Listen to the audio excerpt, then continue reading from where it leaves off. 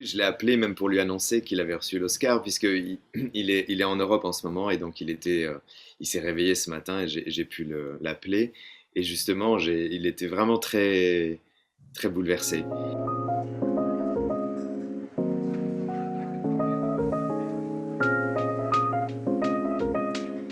What are you talking about, Dad? I'm not leaving my flat! I am not leaving my flat! This really is my flat. Ce qui m'a ému, c'est cette conversation, c'était avec Anthony.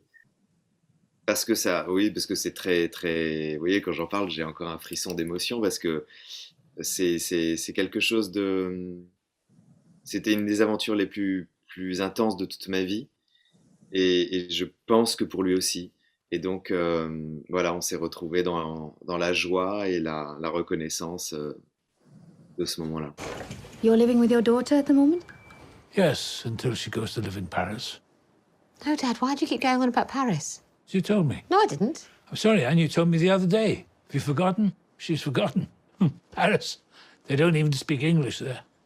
Une sorte d'éclatement de joie, d'autant plus surgissante que tout le monde annonçait qu'il ne l'aurait pas.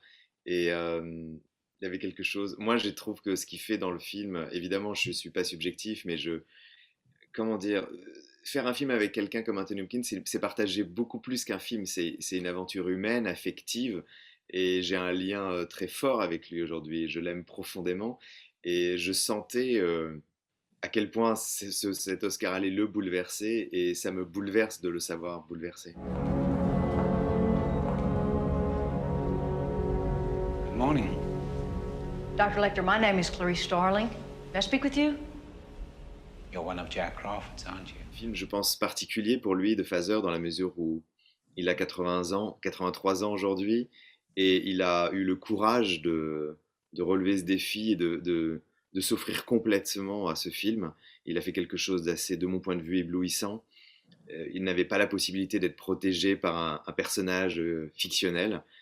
J'ai tenté de le filmer en lui demandant d'être simplement en face de la caméra, d'être lui et d'explorer avec lui ses émotions, parfois les plus douloureuses, d'explorer avec lui ses peurs et au final aussi son propre sentiment de mortalité. The Father, c'est l'histoire d'un homme qui perd ses repères à cause du grand âge, et lui-même, même s'il est en pleine possession de ses moyens, il a dû se connecter à des endroits éprouvants de son propre être. Et il l'a fait comme le font les grands artistes, en ayant l'audace de se mettre véritablement en danger et de le faire avec une grande générosité et une grande puissance. Dad, I'd like you to meet Laura. How do you do, sir? I say, you're gorgeous. Thank you. I must say he's charming. Yeah. Si les salles réouvrent, comme on l'entend dire prochainement, c'est quelque chose qui nous rend très heureux. On espère le sortir en juin, tout début juin. Et voilà, on croise les doigts pour que ce soit possible.